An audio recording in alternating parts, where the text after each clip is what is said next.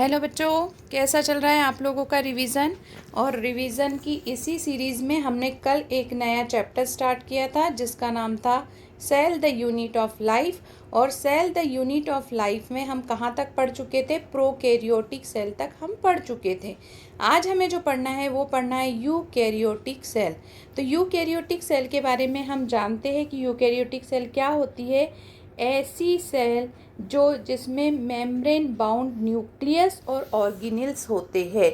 Membrane bound nucleus और organelles present होते हैं, उसी को हम क्या कहते हैं? उसी को कहते हैं हम यूकैरियोटिक सेल। और साथ ही साथ में इसमें कंपार्टमेंट होते हैं साइटोप्लाज्म के अंदर। यदि आपको याद आ रहा होगा तो इस तरह से यहाँ न्यूक्लियस होता है, ये भी डिवाइड है, ये साइटोप्लाज्म होता है, ये जो मैंने ये वाली लेयर बनाई है ये सेल मेम्ब्रेन है, इसके अंदर यहाँ पर होता है साइटोप्लाज्म, यहाँ पर होता है न्यूक्लियस, न्यूक्लियस के अंदर होता है जेनेटिक मटेरियल। और यदि प्लांट सेल है तो बाहर होती है इस तरह से, यहाँ पर सेल वॉल प्रेजेंट होती है। ये हो गई हमारी बात किसके बारे में कि इसमें कंपार्टमेंट प्रेजेंट होते हैं और किस में प्रेजेंट होते हैं तो साइटोप्लाज्म में। क्या इनके पास में कवर्ड जेनेटिक मटेरियल होता है क्या? तो यस, यदि हम कंपेयर करें तो हमने कल यूकैरियोटिक सेल में, प्रोकैरियोटिक जो सेल है उसमें हमने ये पढ़ा था कि इनके पास न्यूक्लियस नहीं होता और इनका जो जेनेटिक मटेरियल है ये साइटोप्लाज्म में ही प्रेजेंट होता है। जबकि जो यूकैरियोटिक सेल होती है इनका जो जेनेटिक मटेरियल है ये वेल ऑर्गेनाइज्ड होता है, क्रोमोसोम्स के फॉर्म में होता है। और कहाँ प्रेजेंट होता है तो न्यूक्लियस के अंदर प्रेजेंट होता है। अब हम बात करते हैं इसके अलावा इनके पास और क्या होता है। तो इनके पास में कॉम्प्लेक्स लोकोमोटरी और साइटोस्केलेटन स्ट्रक्चर भी प्रेजेंट होते हैं। अब देखते हैं हम जो एनिमल सेल है और प्लांट सेल है। तो एनिमल सेल और प्लांट सेल में क्या डिफरेंस होता है? तो सबसे पहला जो डिफरेंस होता है वो है कि प्लांट सेल के पास में सेल वॉल प्रेजेंट होती है, जबकि एनिमल सेल के पास में सेल वॉल एब्सेंट होती है। प्लांट सेल फोटोसिंथेसिस कर सकते हैं क्योंकि इनके पास में क्लोरोप्लास्ट होता है, जबकि एनिमल सेल जो है वो फोटोसिंथेसिस नहीं कर सकते क्योंकि इनके पास में क्लोरोप्लास्ट एब्सेंट होता है। अब हम बात करते हैं कि इनमें कौन कौन से यूकैरियोटिक सेल में कौन कौन से सेल ऑर्गेनेल्स प्रेजेंट होते हैं, कौन कौन सी लेयर्स होती है। तो सबसे पहली हम आउटर मोस्ट लेयर की बात करते हैं। आउटर मोस्ट लेयर यदि हम प्लांट की बात करें तो क्या है? सेल वॉल है। फंगी की बात करें क्या है? तो सेल वॉल है। बैक्टीरिया की बात करते हैं तो सेल वॉल है। लेकिन यदि हम एनिमल्स की बात करते हैं तो इनमें सेल वॉल एब्सेंट होती है, बट सेल मेम्ब्रेन जो है वो सबके पास होती है। Means bacteria to higher animals जो होते हैं उनके पास में सेल मेम्ब्रेन प्रेजेंट होती है। सबसे पहले जो सेल मेम्ब्रेन है वो किस में देखी गई थी? तो हमारे आरबीसी में, जो ह्यूमन आरबीसी होती है उसमें सबसे पहले हमने सेल स्ट्रक्चर, सेल मेम्ब्रेन को देखा था। और इसी में हमने देखा कि जो सेल मेम्ब्रेन होती है वो किससे बनी होती है? तो लिपिड की बायलेयर, प्रोटीन और कार्बोहाइड्रेट से बनी होती है। बायलेयर का मतलब क्या होता है? एक ऊपर की तरफ लेयर होती है, एक नीचे की तरफ लेयर होती है, और बीच में यहाँ पर जो है वो क्या होते हैं? तो यहाँ पर होते हैं हमारे प्रोटीन्स। तो इस तरह से जो सेल मेम्ब्रेन है लिपिड बायलेयर, प्रोटीन और कार्बोहाइड्रेट से मिलकर बनी हुई होती है। अब हम लिपिड की बात करते हैं। तो जो लिपिड है इसमें किस टाइप के लिपिड्स होते हैं? तो ये होते हैं ग्लिसरेल्डिहाइड वाले जो लिपिड्स है वो यहाँ पर पाए जाते हैं। अब इसमें एक जो भाग होता है वो होता है, आउटर वाला जो भाग है वो हेड होता है और इनर वाला जो होता है वो टेल होता है। तो एक चीज़ होती है हाइड्रोफोबिक और एक चीज़ होती है हाइड्रोफिलिक। तो हाइड्रोफोबिक का मतलब होता है जिसको पानी से, जो पानी से में नहीं रह सकता वो कहलाता है हाइड्रोफोबिक, और जो पानी में रह सकता है वो कहलाता है हाइड्रोफिलिक। तो इसको याद रखना बहुत इम्पॉर्टेंट है, स्टेटमेंट बेस्ड क्वेश्चन कई बार इसमें आया है। तो लिपिड का जो आउटर भाग है जिसको हम पोलर हेड कहते हैं, ये कैसा होता है? ये हाइड्रोफिलिक होता है। और इसकी जो टेल होती है वो कैसे होती है? हाइड्रोफोबिक होती है। तो हेड जो है वो आउटसाइड में होता है और टेल जो है वो इनसाइड। अब देखो मैं यहाँ पे आपको स्ट्रक्चर बता रही हूँ। ये हो गया हेड, ये हो गया हेड, ये हो गया हेड ऊपर की तरफ और नीचे की तरफ उसकी क्या है, टेल। अब हम यहाँ पर देखें तो ये हमारे यहाँ पर इस तरह से, क्योंकि बाय लेयर होती है, अभी अपन ने पढ़ा कि ये कैसी है, बाय लेयर, तो ये 2 लेयर बन गई लिपिड की। तो इसमें ऊपर की तरफ वाला जो है ये क्या है हमारा, ये हेड है, और नीचे की तरफ यहाँ पर जो है वो क्या है हमारे, यहाँ पर टेल है। तो जो टेल है वो कहाँ है, अंदर की तरफ, और जो हेड है वो कहाँ है, बाहर की तरफ। तो हाइड्रोफोबिक होती है टेल, इसलिए उसको कहाँ रखा जाता है, अंदर की तरफ रखा जाता है। ठीक है।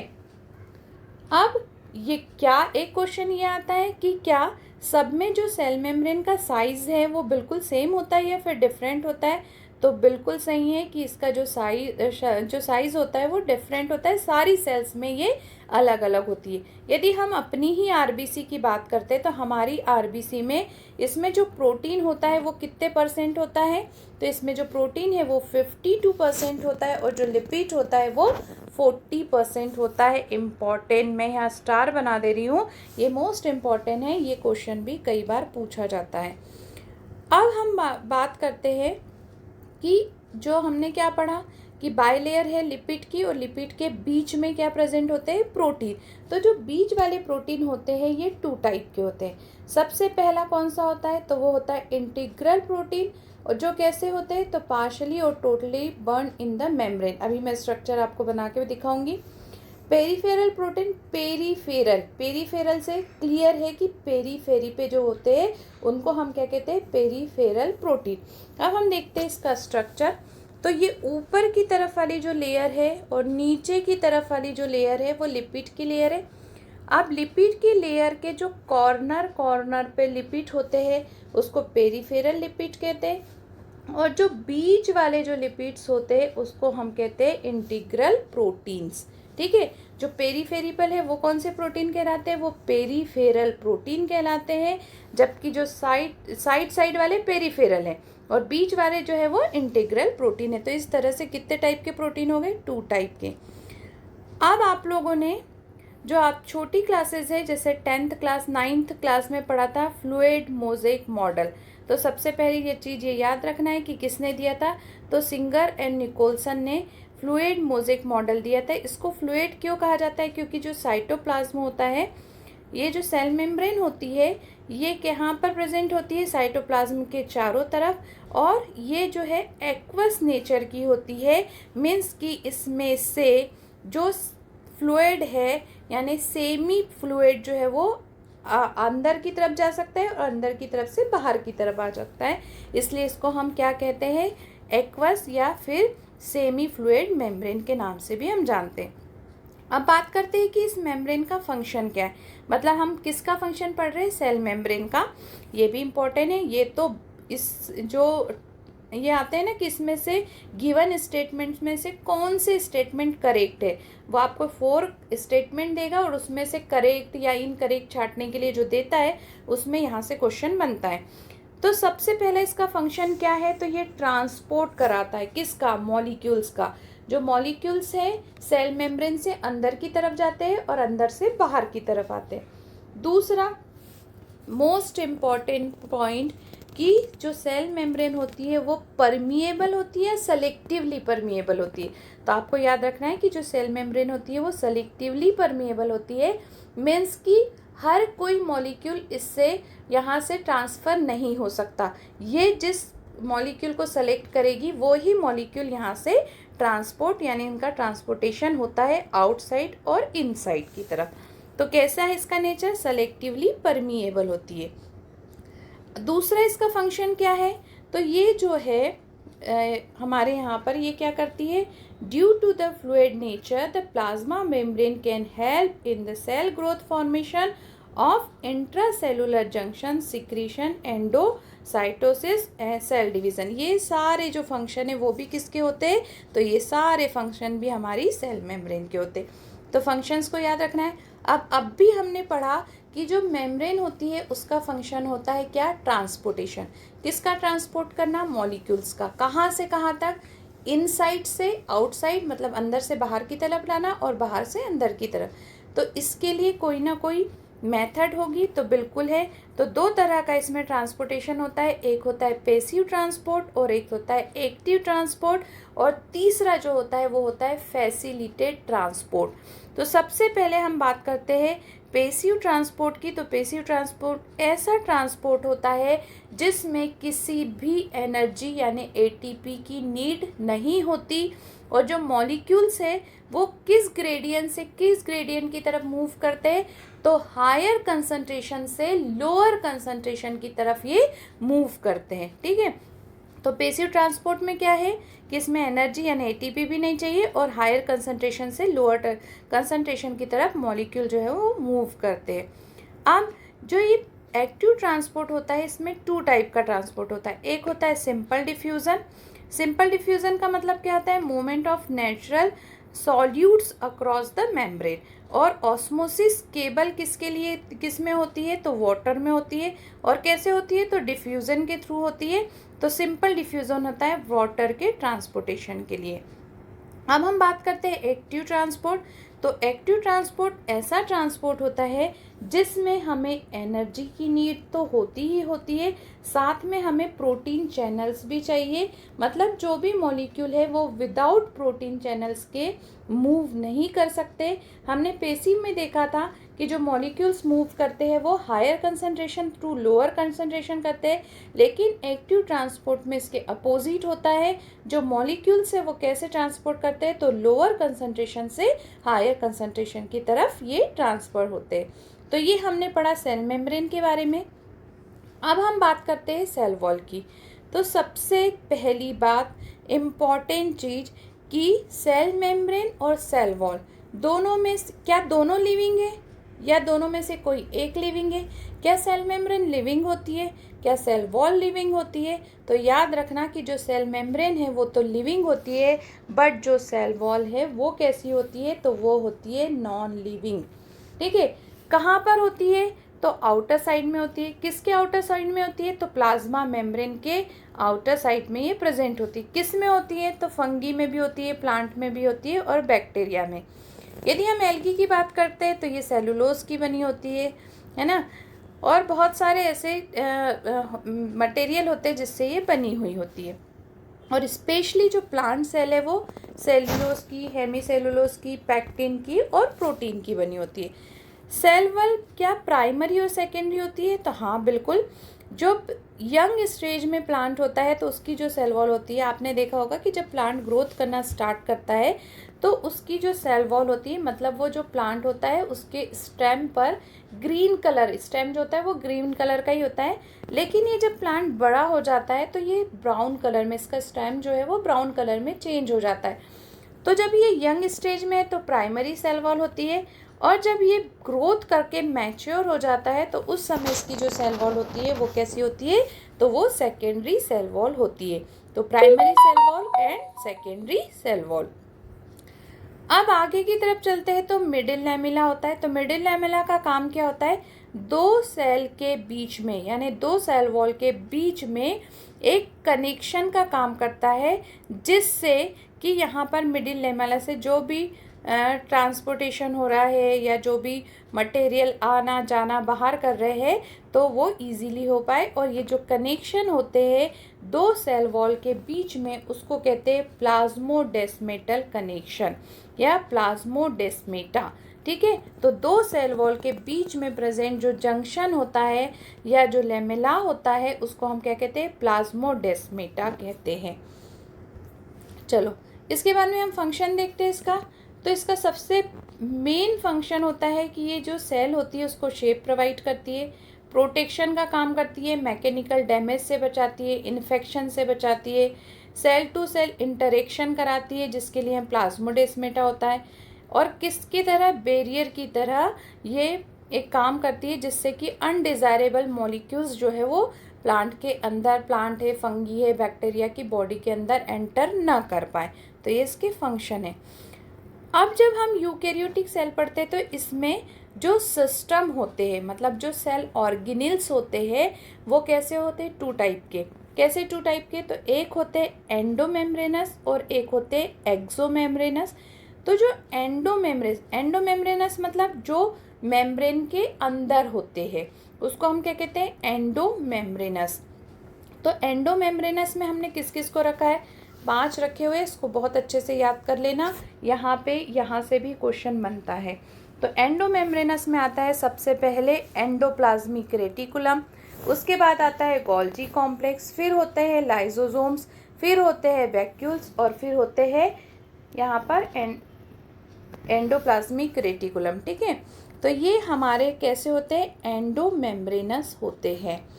ये जो है ये क्या करते हैं, एंडोमेम्ब्रेनस, ये साइटोप्लाज्म के साथ में ट्यूबुलर स्ट्रक्चर बनाते हैं जो एक नेटवर्क की तरह फॉर्म करता है। तो मतलब साइटोप्लाज्म और इन ऑर्गन्स यानी जो एंडोमेम्ब्रेनस है इनके बीच में कनेक्शन होता है।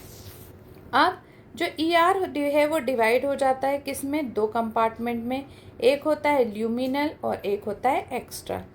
अब सबसे पहले हम जो एंडोमेम्ब्रेनस है उसमें सबसे पहला वाला इसका भाग पढ़ेंगे जिसको हम कहते हैं एंडोप्लाज्मिक रेटिकुलम। यहाँ पर दिया हुआ है जो एंडोमेम्ब्रेनस है उसमें सबसे पहला वाला कौन सा है, एंडोप्लाज्मिक रेटिकुलम। ये जो एंडोप्लाज्मिक रेटिकुलम होता है ये कैसा होता है, तो इसके पास सिंगल मेम्ब्रेन होती है, इसके बाद ये ट्यूबुलर फॉर्म में प्रेजेंट होता है। कहाँ होता है, तो साइटोप्लाज्म में स्केडर्ड फॉर्म में ये प्रेजेंट होता है। कितने तरह के एंडोप्लाज्मिक रेटिकुलम होते हैं, तो 2 टाइप के होते हैं, एक होता है RER और दूसरा होता है SER। RER का फंक्शन, RER मतलब रफ एंडोप्लाज्मिक रेटिकुलम।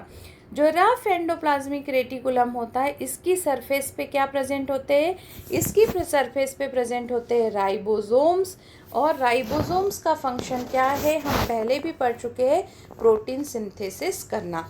तो RER मतलब रफ एंडोप्लाज्मिक रेटिकुलम, इसकी सरफेस पे राइबोसोम्स होते हैं और जो किसका सिंथेसिस करके देते हैं, तो प्रोटीन का। हम यदि SER की बात करते हैं तो इसको हम क्या कहते हैं, स्मूथ एंडोप्लाज्मिक रेटिकुलम। और जो स्मूथ एंडोप्लाज्मिक रेटिकुलम होते हैं इसमें किसका सिंथेसिस होता है, तो लिपिड का सिंथेसिस होता है। तो अब दो क्वेश्चन हो गए कि RER आता है तो प्रोटीन सिंथेसिस, और यदि SER आता है तो ये किसका फॉर्मेशन कर रहे हैं, किसका सिंथेसिस, लिपिड का। सेकेंड हमारा जो एंडोमेम्ब्रेनस है सिस्टम वो क्या है, गोल्जी एपरेटस। इसका नाम गोल्जी क्यों रखा गया था, क्योंकि एक साइंटिस्ट थे कैमिलो गोल्जी, इसने इसको डिस्कवर किया था, तो इसी के नाम पर इसका नाम रख दिया गया गोल्जी एपरेटस। सबसे मेन पॉइंट है कि गोल्जी एपरेटस कहाँ पर प्रेजेंट होता है, तो ये बिल्कुल न्यूक्लियस से अटैच होता है, न्यूक्लियस से जुड़ा हुआ होता है। ये इसका शेप कैसा होता है, तो ये फ्लैट होता है, डिस्क शेप हो सकता है ना, और इसमें सिस्टर्ना भी प्रेजेंट होते हैं। यदि हम इसके मेज़रमेंट की बात करते हैं, ये डायमीटर में यदि हम देखते हैं तो 0.5 से लेके 1 माइक्रोमीटर तक ये हो सकते हैं। और कैसे होते हैं, तो स्केटर्ड पैरेलल होते हैं, एक दूसरे के पैरेलल फॉर्म में ये प्रेजेंट होते हैं। इसमें क्या होता है, तो इसमें होते हैं cisterna are connectively arrange with convex cis, है ना। इसके 2 पार्ट होते हैं, एक होता है कॉन्वेक्स और एक होता है कॉनकेव। जो कॉन्वेक्स वाला भाग होता है इसको हम कहते हैं सिस फेस, या हम इसको कहते हैं फॉर्मिंग फेस, और जो कॉनकेव वाला होता है इसको हम कहते हैं ट्रांस फेस, या फिर हम इसको कहते हैं मैच्योर फेस कहते हैं। ठीक है, सिस और ट्रांस जो होते हैं वो एक दूसरे से बिल्कुल अपोजिट होते हैं और दोनों के फंक्शन जो है वो भी डिफरेंट होते हैं। तो गोल्जी एपरेटस में कितने पार्ट हो गए। अच्छा, एक और क्वेश्चन पूछते हैं कि सिस वाला कहाँ होता है, ट्रांस वाला कहाँ होता है। तो जो सिस वाला होता है वो आउटसाइड में होता है और जो ट्रांस वाला होता है वो इनसाइड होता है। इसके बाद में हम देखते हैं कि गोल्जी एपरेटस के फंक्शन क्या है।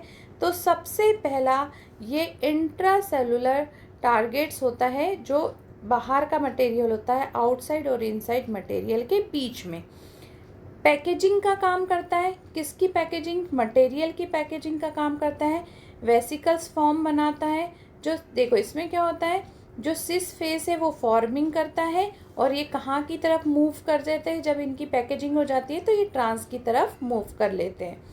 गोल्जी एपरेटस का सबसे मेन फंक्शन क्या होता है, तो ये यहाँ पर हमें ग्लाइकोप्रोटीन और ग्लाइकोलिपिड बनाकर देते हैं। क्वेश्चन यहाँ से आता है कि जो है हमारे गोल्जी एपरेटस इसका फंक्शन क्या है, तो ग्लाइकोप्रोटीन और ग्लाइकोलिपिड्स का फॉर्मेशन करना। और एक क्वेश्चन आता है इसके फेज से, कौन से, सिस और ट्रांस से। सिस वाला फॉर्मिंग मतलब ये बनाने का काम कर रहा है, और जो ट्रांस वाला होता है वो मैच्योर करने का काम करता है।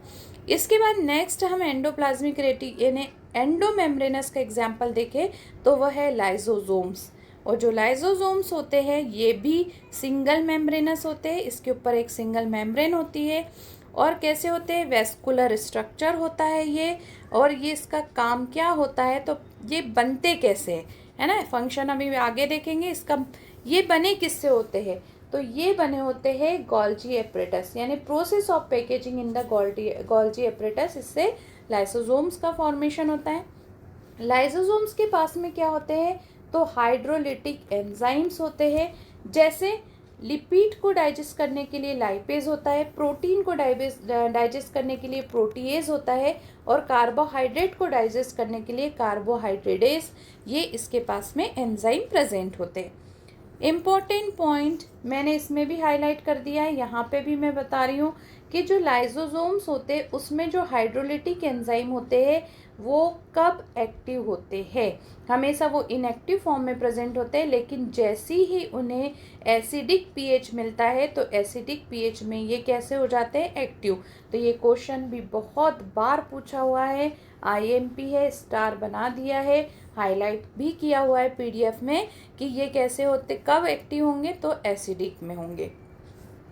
इसके बाद में लास्ट हम एंडोमेम्ब्रेनस में बात करते हैं वैक्यूल्स की। वैक्यूल्स मतलब होता है स्टोरेज बॉडी।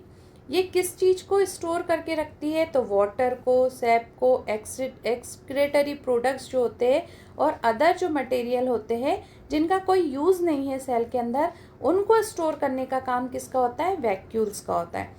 कैसे होते हैं, सिंगल मेम्ब्रेनस या डबल मेम्ब्रेनस, तो ये भी सिंगल मेम्ब्रेनस होते हैं। और इनका जो ये जो वैक्यूल्स है उनके चारों तरफ जो मेम्ब्रेन लगी हुई होती है उसको एक नाम दे दिया गया है, और उसको क्या कहते हैं हम, टोनोप्लास्ट। इसको भी मैंने हाईलाइट किया है। तो जो वैक्यूल्स की मेम्ब्रेन है वो कैसी, उसका नाम क्या है, टोनोप्लास्ट।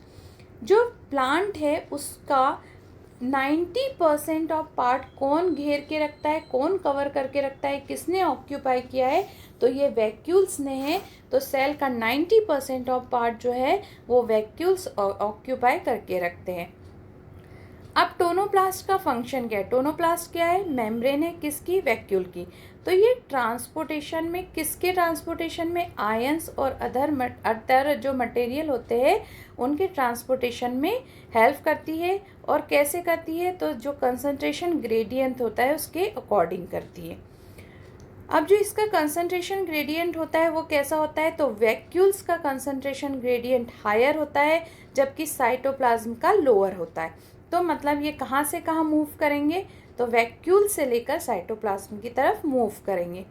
अब यदि हम अमीबा की बात करते हैं तो अमीबा में जो वैक्यूल्स होते हैं वो कैसे होते हैं, तो वो होते हैं कॉन्ट्रैक्टाइल वैक्यूल्स।